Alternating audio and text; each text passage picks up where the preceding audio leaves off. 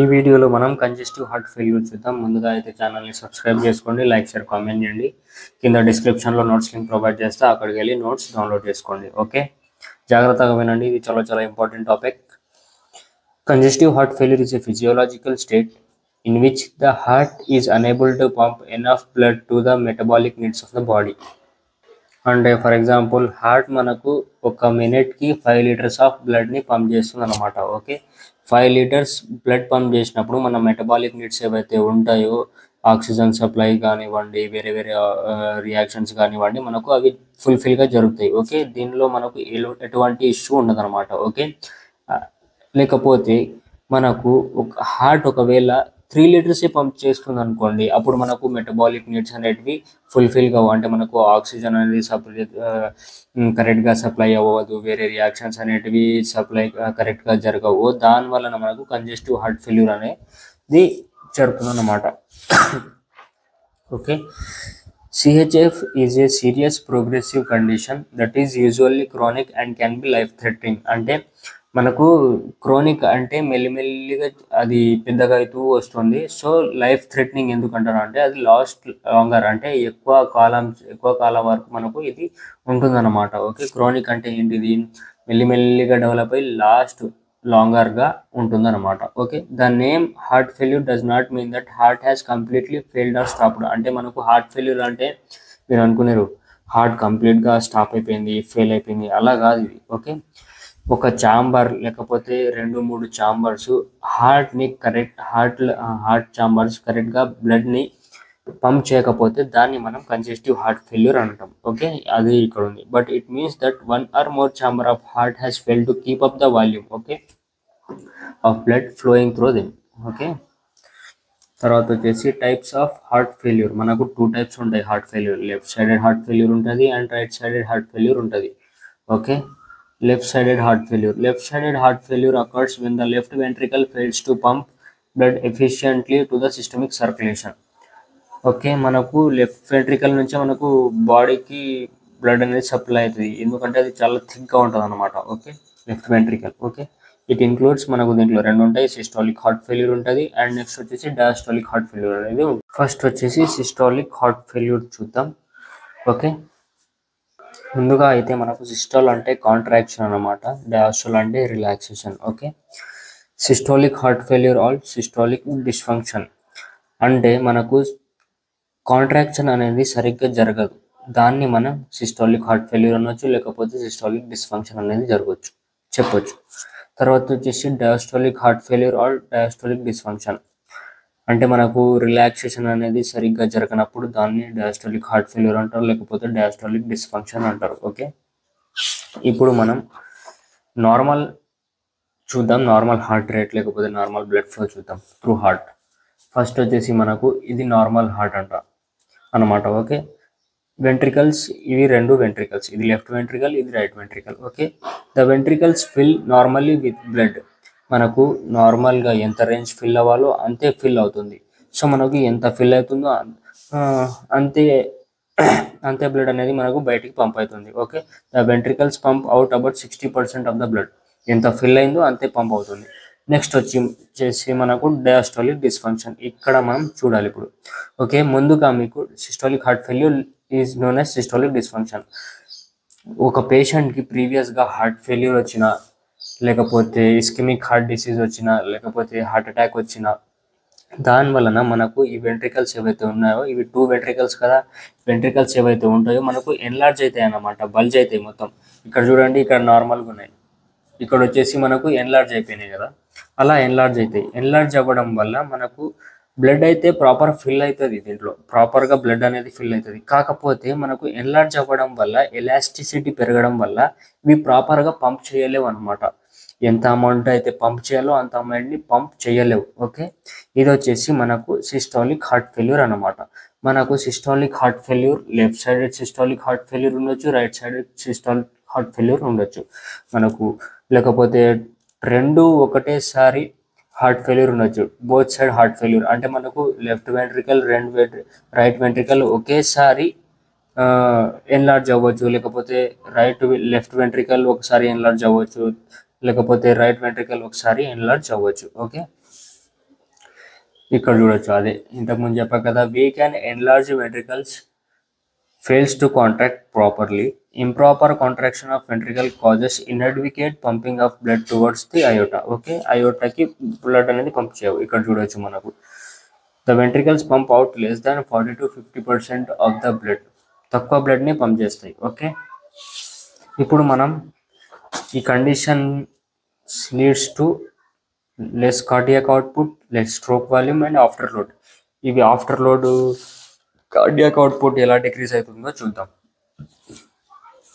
First వచ్చేసి మనకు preload అన్నమాట. ప్రీలోడ్ అంటే ఏంటిది? Amount of blood present in left ventricle before contraction. Okay, దాన్ని మనం ప్రీలోడ్ అని అంటాం.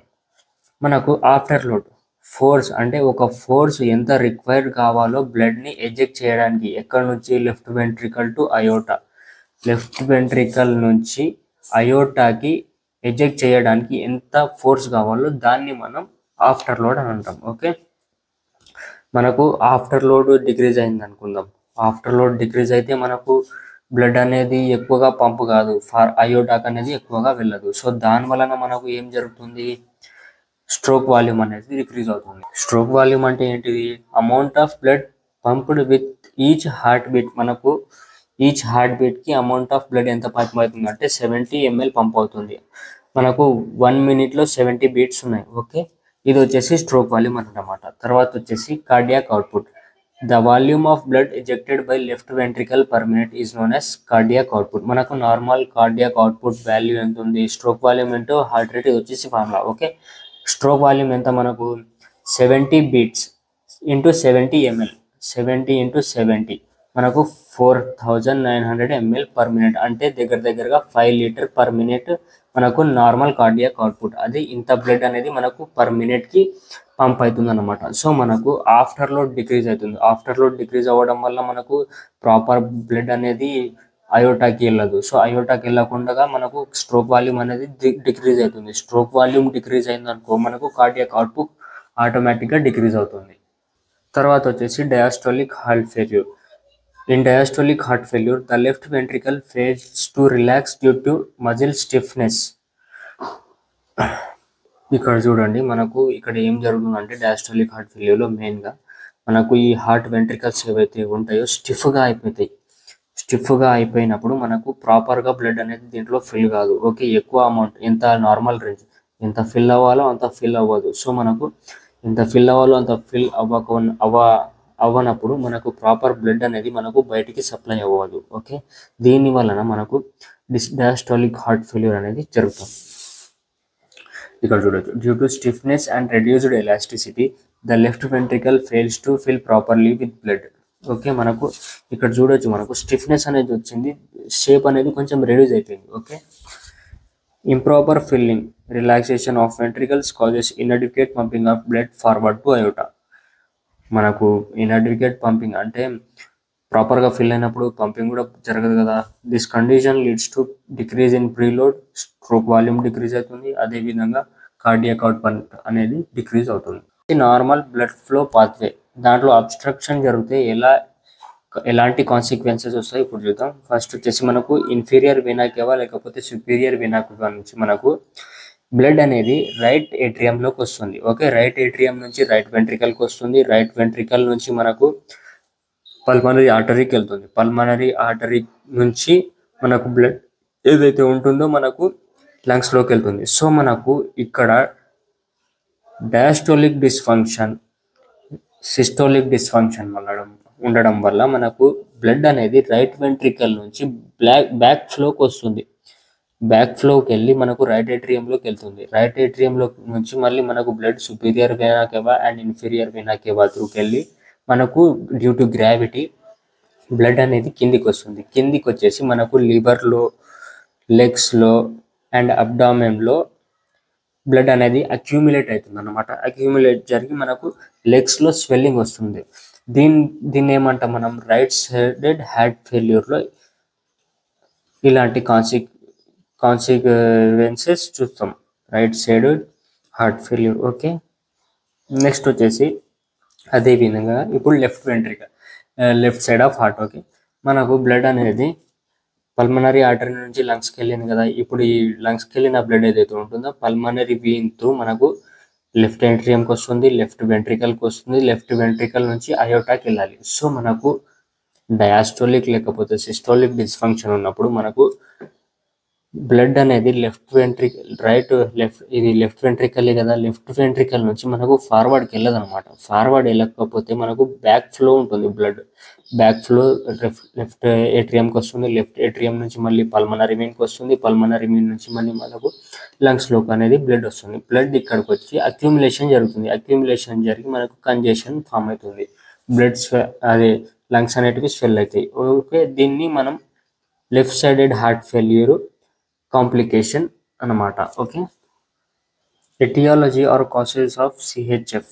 ఎటియాలజీ అంటే కాజ్ అనమాట. ఓకే, హైపర్ టెన్షన్ ఉండొచ్చు, లేకపోతే ఇస్కిమిక్ హార్ట్ డిసీజ్ ఉండొచ్చు, మయోకార్డియల్ ఇన్ఫెక్షన్ ఉండొచ్చు, డయాబెటీస్ ఉండొచ్చు, ఓవర్ వెయిట్, స్మోక్ చేయడం, లేకపోతే ఆల్కహాల్గా ఎక్సెస్ తీసుకోవడం, మయోకార్డైటిస్ ఉండవచ్చు, లేకపోతే హార్ట్ వాల్వ్ డిసీజెస్ ఉండవచ్చు, అరెథ్మియా అంటే అబ్నార్మల్ హార్ట్ రిథమ్స్ ఉండొచ్చు, ఇర్రెగ్యులర్ హార్ట్ బీట్ ఉండొచ్చు. దానివల్ల మనకు సిహెచ్ఎఫ్ అనేది వస్తుంది. ప్యాథోజెనెసిస్ ఆర్ ప్యాథోఫిజియాలజీ చూద్దాం.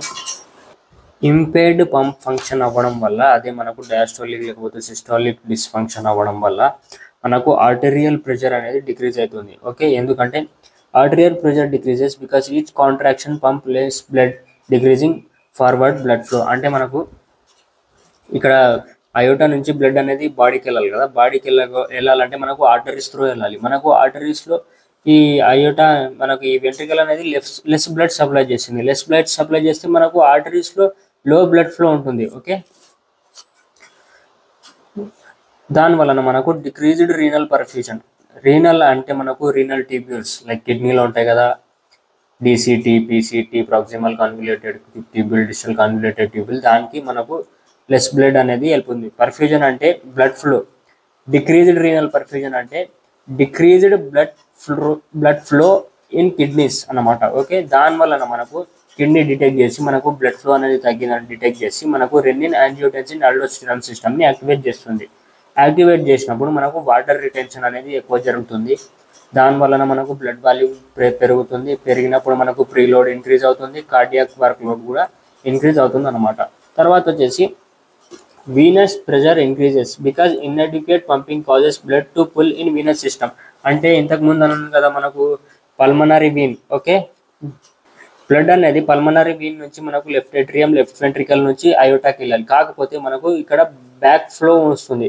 బ్లడ్ అనేది బ్యాక్ ఫ్లోకి వెళ్ళి మనకు పల్మనరీ వీన్లోనే వెళ్తుంది. వెళ్ళడం వల్ల మనకు పల్మనరీ వీనస్ సిస్టంలో బ్లడ్ ప్రెషర్ అనేది ఇంక్రీజ్ అవుతుంది. ఓకే, ఇంక్రీజ్ అవ్వడం వల్ల మనకు బ్యారో రిసెప్టార్స్ అనేటివి యాక్టివేట్ అవుతాయి. బ్యారో రిసెప్టార్స్ మెయిన్గా మనకు ఎక్కడ యాక్టివేట్ అయినాయంటే మనకు ఆర్టెరియల్ ప్రెషర్ డిక్రీజ్ అయినప్పుడే మనకు బ్యారో రిసెప్టార్స్ అనేటివి యాక్టివేట్ అయిపోయినాయి. ఓకే, ఇమీడియట్ రెస్పాన్స్ని ట్రిగర్ చేస్తాయి. ఇవి ఏం చేస్తాయి? బ్యారో రిసెప్టార్స్ యాక్టివేట్ అయ్యి మనకు వాసో కన్స్ట్రిక్షన్ అంటే ఏంటిది?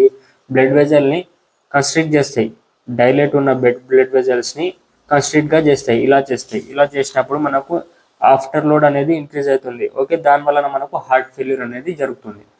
సిమ్టమ్స్ వచ్చేసి మనకు షార్ట్నెస్ ఆఫ్ బ్రీత్ ఉంటుంది, ఫ్యాటింగ్ అండ్ వీక్నెస్ ఉంటుంది, swelling in legs, ankles and feet, irregular heart beat ఉంటుంది. ఓకే, ల్యాక్ ఆఫ్ ఎపిటైట్, ఆకలి వేయదు, నాజియా అండ్ చెస్ట్ పెయిన్ వస్తుంది.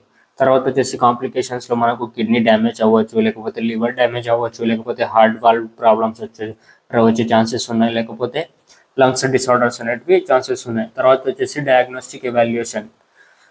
ఎలా తెలుసుకోవాలి సిహెచ్ఎఫ్? ఓకే, ఫస్ట్ వచ్చేసి మెడికల్ హిస్టరీ, మెడికల్ బ్యాక్గ్రౌండ్ నుంచి. ఓకే, ఇంతకుముందు మీకు హార్ట్ డిసీజ్ వచ్చిందా, లేకపోతే ఏమైనా మెడిసిన్స్ వాడారా హైపర్ టెన్షన్కి, దానికి దీన్ని బట్టి. తర్వాత వచ్చేసి ఫిజికల్ ఎగ్జామినేషన్ చేస్తారు, ఎలక్ట్రోకార్డియోగ్రామ్ ఈసీజీ చేస్తారు, చెస్ట్ ఎక్స్రే తీయాలి, యాంజియోగ్రామ్ చేస్తారు, ఈకోకార్డియోగ్రామ్ చేస్తారు, ఇవన్నీ చేస్తారు అనమాట. తర్వాత వచ్చేసి మేనేజ్మెంట్, ఫార్మకోలాజికల్ మేనేజ్మెంట్లో మనకు మెడిసిన్స్, ఏస్ ఇన్హిబిటర్స్ ఇస్తారు, యాంజియోటెన్సిన్ 2 రిసెప్టర్ బ్లాకర్స్ అనేటివి ఇస్తారు, బీటా బ్లాకర్స్ ఇస్తారు, డైయూరిటిక్స్ అనేటివి ఇస్తారు.